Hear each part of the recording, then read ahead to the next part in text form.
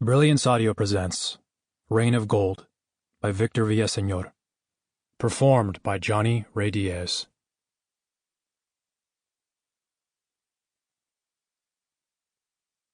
This book is dedicated to my father and mother and my grandmothers, two gran mujeres, who inspired me to put into words their life story, the ongoing history of women and men.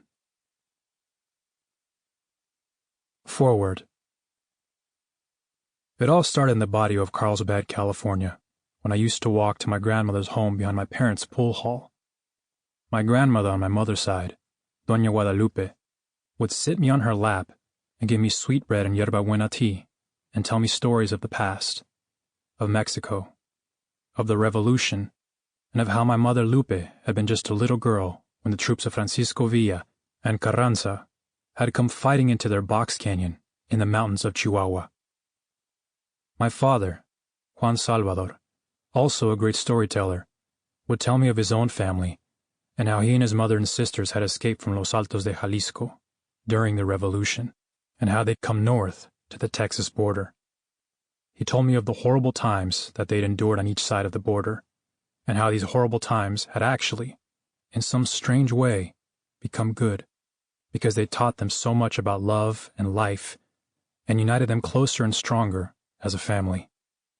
Often during these talks, my father, a big strong man, would cry and hold me in his arms and tell me how much he still loved his poor old dead mother and how there wasn't a night that passed that he didn't dream of her, the greatest woman who had ever lived. Reaching my teens, the stories of my parents' past grew distant and less important as I became more and more anglicized. And in my 20s, I reached the point where, regrettably, I didn't want to hear about our past because I couldn't really believe in my parents' stories anymore. Then, turning 30 and finding the woman that I wished to marry and have my children with, I suddenly realized how empty I'd feel if I couldn't tell my own children about our ancestral roots. The year was 1975, when I began to interview my father and mother in earnest.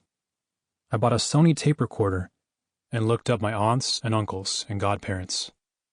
I accumulated well over 200 hours of taped conversations over the next 3 years. But still, some of the things that my parents and relatives told me were just too foreign, too fantastic, for my modern mind to accept. For instance, the gold mine where my mother was born had been purchased by a man who'd skinned out a steer because the hide was more valuable than the meat. Sample complete. Ready to continue?